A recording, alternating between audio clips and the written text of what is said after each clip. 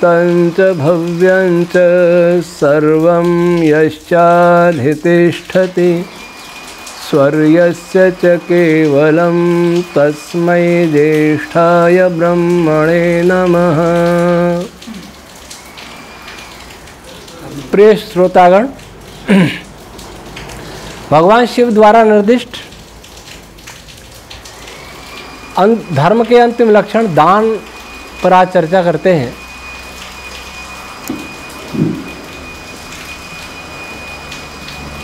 देने की भावना, परोपकार करना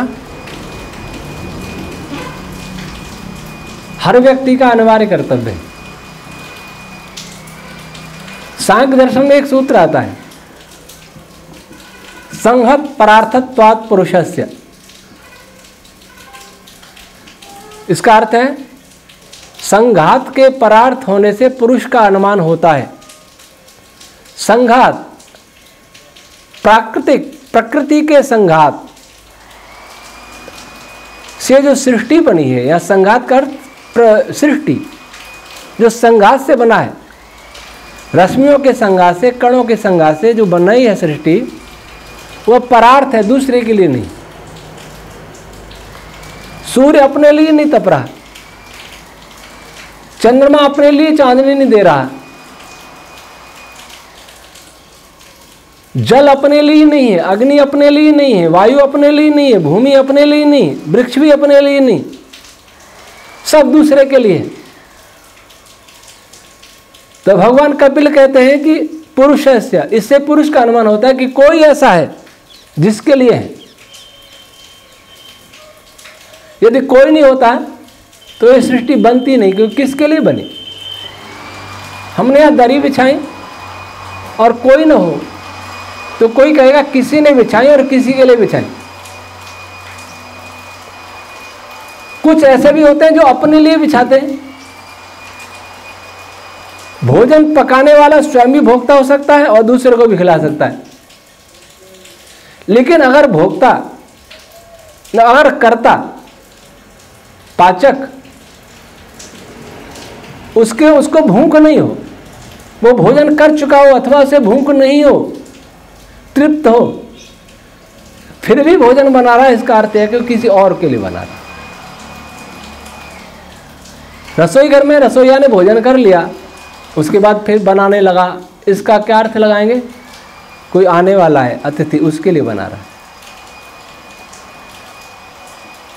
तो सृष्टि में जितने भी पदार्थ बने हैं, एक तो कोई बनाने वाला है, और बनाने वाला जिसने सारी सृष्टि को बना दिया वो निश्चित ही पूर्ण है।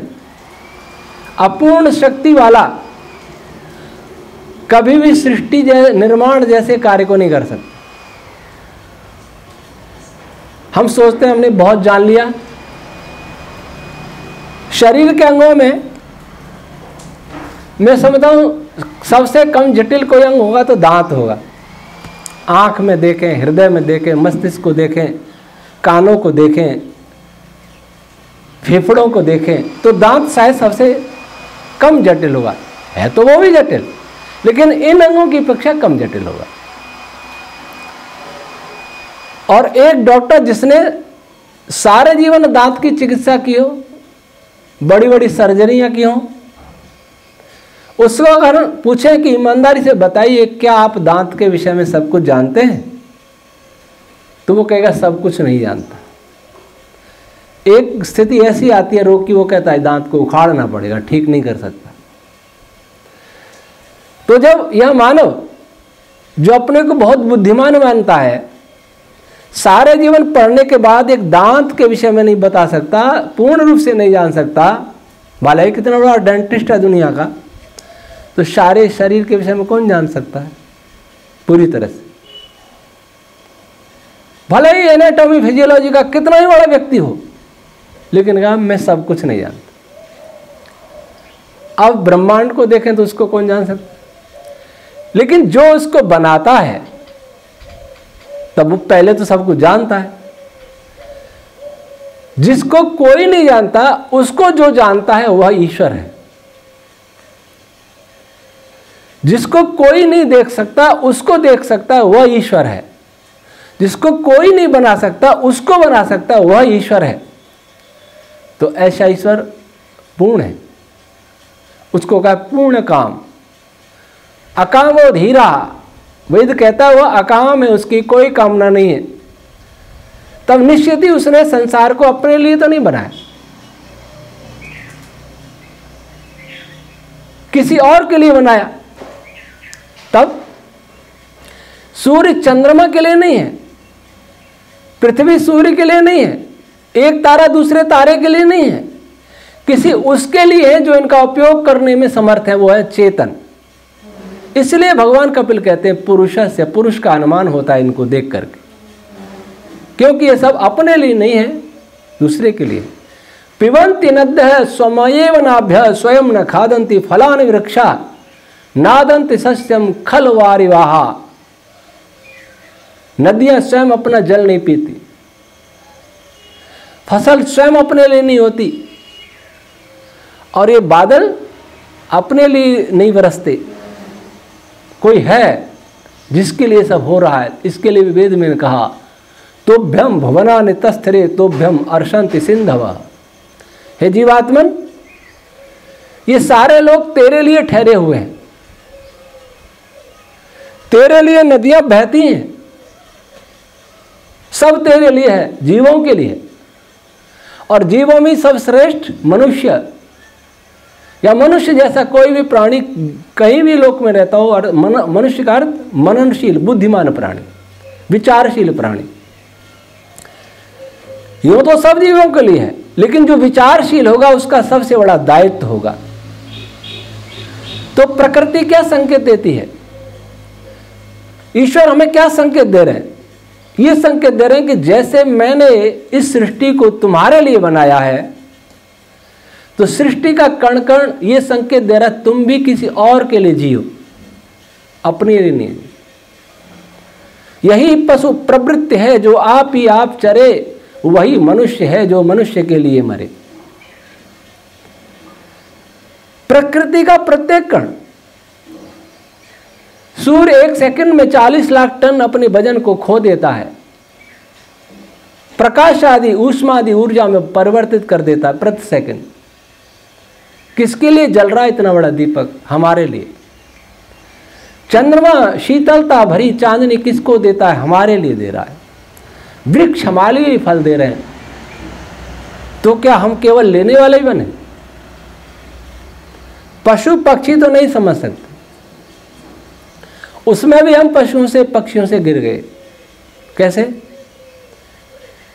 पशु अपने बच्चों से निस्वार्थ प्रेम करता है, चिड़िया अपने बच्चे को चोंच में दाना देती है निस्वार्थ, उसको ये नहीं लगता बड़ा होकर सेवा करेगा हमारी, और कोई करता भी नहीं।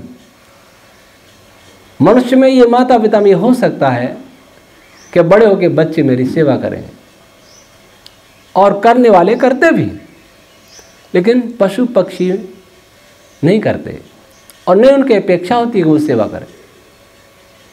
लेकिन आज मनुष्यों में अपने बच्चों के प्रति भी निस्वार्थ प्रेम नहीं रहा। पिता अपने बच्चों को नहीं देना चाहता। पत्नी और पति के भी अलग अलग ताले हैं, अलग अलग बैंक बैलेंस हैं। इसलिए कहते हैं कि विवाह से पहले कन्या को पढ़ाओ ताकि वो स्वावलंबी हो सके। ये किसने सिखाया? वेद में तो लिखा साम्राज्य भव, वधु घर की रानी बने। रानी राजा को लड़ा किसने दिया कि ये भी नौकरी करे? क्योंकि भय है कभी पति घर से निकाल दे तो क्या होगा।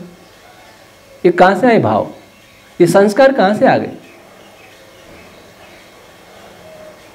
क्यों पत्नी सोचे कि मुझे अलग से स्वावलंबी होना चाहिए, पति पर निर्भर नहीं रहना, जिसके साथ विवाह करना उस पर भी निर्भर नहीं रहना।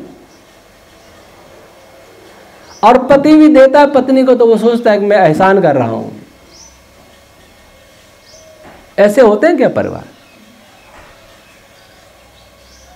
कहां वो समय था जब भाई भाई एक राज्य के लिए विवाद कर रहे हैं, और क्या कर रहे हैं कि ये तेरा है या तेरा है। रामायण में देखो, महाभारत में दृश्य बदल जाता है। तो ईश्वर सिखाता है इस सृष्टि के द्वारा कि जैसे मैंने परोपकार के लिए यह बनाया है संसार, वैसे तुम भी जो करो वो परोपकारी के लिए करो। दान देना सीखो, त्याग करना सीखो। रामधारी सिंह दिनकर ने एक कविता लिखी, उसमें कुछ पंक्तियां हैं। दान प्रकृति का प्रकृत धर्म है, मनुष्य व्यर्थ डरता है। एक रोज तो उसे स्वयं सब कुछ देना पड़ता है। दान प्रकृति का स्वाभाविक धर्म है। मनुष्य बेकार डरता है, मैं दे रहा हूं, सोच रहा है मैं दे रहा हूं। एक रोज तो उससे सब पैसे छीन लिया जाता है। फिर लिखते किस पर कृपा, किस पर करते कृपा वृक्ष यदि अपना फल देते हैं, गिरने से उसे संभाल क्यों रोक नहीं लेते हैं। वृक्ष अगर फल देते हैं तो किस पर कृतज्ञता कर रहे हैं? क्यों नहीं? क्या वो रोक सकते हैं अपने फलों को डालियों पर? नहीं रोक सकते। स्वाभाविक धर्म है देना, त्याग करना। देते फल इसलिए कि उनमें ना कीट समाये, रहें डालियां स्वस्थ और फिर नए नए फल आए। वृक्ष इसीलिए देते हैं कि उनमें उनकी डालियों पर लगे हुए फल कहीं सड़ नहीं जाएं, पके हुए नीचे गिर जाएं, ताकि और नए नए फल आए। वेद कहते हैं विष्णु कर्माणि पश्यता, विष्णु के कर्मों को देखो, यतो व्रतानि पस्पशे। इस विष्णु अर्थात सर्वव्यापक परमात्मा के महान पालन आदि कर्मों को देखो और इनसे अपने व्रतों को सीखो। ईश्वर के कर्मों को देख करके अपने व्रतों का पालन करना सीखो, व्रतों पर चलना सीखो। ईश्वर का नाम लेना, इससे कोई लाभ नहीं। ईश्वर के कर्मों को देख करके अपने कर्मों को सुधारना, इसमें लाभ है। इसी को ऋषि दयानंद जी ने कहा है स्तुति। स्तुति का अर्थ क्या? ईश्वर के गुणों का कीर्तन करना और उससे अपने गुणों का सुधार करना। तो ईश्वर दाता है तो हम भी दाता बने। अब देने की भावना नहीं है, बहुत कम है। हिंदू मुसलमान को दोष देता है, पर यह नहीं देखता कि वो जकात के नाम पर 2.5% देता है, शायद, मैंने सुना है, ठीक जानकारी नहीं। हिंदू कितना देता है अपनी आय का? आर्य समाज में ऋषि दयानंद ने लिखा है कि प्रत्येक आर्य समाजी व्यक्ति अपनी आय का 100 दान करे, न्यूनतम 100। मुसलमान करता है 2.5 और 40 और ये ऋषि ने 100 ही बता दिया, और कम है। फिर लिखा है आर्य समाज की नियमावली में कि इसके अतिरिक्त कभी विशेष अवसरों पर दे, मकान दे या कुछ विशेष कार्यक्रम आदि में दान दे, वो इस 100वें भाग से अलग है। लेकिन कोई नहीं देता। विशेषकर जो बहुत बड़े दानदाता हैं वो 100 कभी नहीं देते। वो सोचते मेरे इतने जा रहे हैं, ये नहीं देखते कि 99 मेरे पास बचे हैं। वो देखते हैं ये 100 रुपये महीना दे रहा है और मैं 1 लाख कैसे दे दूं? भाई तुम कमाते हो ना 1 करोड़ महीने का, तो तुम्हारे पास 99 लाख बचते हैं, और जो 100 रुपया दे रहा है वो 10,000 कमाता है, उसके पास तो 9,900 ही बचते हैं। उसके 9,900 ज्यादा लग रहे हैं, अपने 99 लाख कम लग रहे हैं। देने की भावना नहीं है। अगर 100 प्रत्येक व्यक्ति दान देता तो आर्य समाजों में विवाह नहीं कराने पड़ते। जो विवाह करा करा के पैसा कमाया जाता है, बेमेल विवाह, भगोड़ों के विवाह, अवैध विवाह, किसके लिए? ताकि पैसे कमा सके, समाज को पैसा आ जाए। आप किस लिए? समाजों के, मंदिरों के, शौचालयों को, स्नान घरों को देखो, बिस्तरों को देखो, और अपने घर के बिस्तरों, शौचालय को देखो, कितना अंतर है। क्यों? मंदिर गंदा और घर साफ, कैसे होगा परोपकार का कार्य? तो परोपकार की भावना रही नहीं, हमने सीखा नहीं ईश्वर से। यज्ञ कर लिया, यज्ञ में स्वाहा, स्वाहा क्या कहता है? इदम न मम, इदम अग्नये स्वाहा, मैं अपनी आहुति या मेरे पास जो भी है उसकी आहुति अग्नि स्वरूप परमात्मा के समर्पित करता हूं। इदम न मम, यह मेरा नहीं, ईश्वर का है, तेरा तुझको अर्पण। स्वाहा स्वाहा हम कहते रहे जीवन भर, लेकिन स्वाहा जीवन में नहीं आया। इदम नमम करते रहे, लेकिन सारे जीवन इदम मम में बीता और मरते समय तक भी तृष्णा नहीं गई। एक व्यक्ति किसी भिक्षुक को क्या दान देगा जो अपने कर्मचारी को वेतन नहीं दे सकता अच्छी तरह से? वो किसी भिक्षुक को, दुखी को क्या दान देगा? और वह दान निस्वार्थ होना चाहिए। कई दिखाने के लिए दान देते हैं, क्योंकि वेतन देने से कोई दिखावा तो होगा नहीं कर्मचारी को। लेकिन कभी कार्यक्रम में दान दे देंगे तो सब देखेंगे तो सही इन्होंने इतना दान दिया। कार्यक्रम में दीजिए, पहले अपने घर, अपनी फैक्ट्री, अपने कार्यालय से प्रारंभ कीजिए। तो देने की प्रवृत्ति होनी चाहिए। क्योंकि न वित्तेन तर्पणीयो मनुष्य, महर्षि याज्ञवल्क्य जी महाराज ने कभी मैत्री से कहा था कि वित्त से कभी मनुष्य तृप्त नहीं हो सकता, इसलिए हम दें। यजुर्वेद में लिखा, ईशावास्यम इदम सर्वम यत्किंच जगत्यान जगत तेन त्यक्तेन भुंजी था। सब कुछ ईश्वर का है, इसलिए त्याग पूर्वक भोग करें। कस्य शुद्ध धनम, यह धन किसका है? प्रजापति परमात्मा का है। कुछ कहते हैं हमारा सामर्थ्य ही नहीं है, सामर्थ्य बनाया जाता है। थोड़ा सा बचत करो, उनसे तुलना करो जो हमसे ज्यादा दुखी हैं। हम उनसे तुलना करके दुखी होते रहते हैं जो हमसे ज्यादा सुखी हैं। अपने से ज्यादा सुखी से तुलना करेंगे तो दुख होगा ही। अपने से नीचे गिरे व्यक्ति से तुलना करो कि ईश्वर ने कितनी कृपा की कि मैं इससे ठीक तो हूं। जैसे पहले बताया था कि साइकिल दुख दे गई मोटरसाइकिल देख करके। साइकिल दुख क्यों दे रही है? पैदल चलते यात्री को देख लो कि ये पैदल चल रहा है, मैं साइकिल पर चल रहा हूं, तो साइकिल कभी दुख ही नहीं करेगी।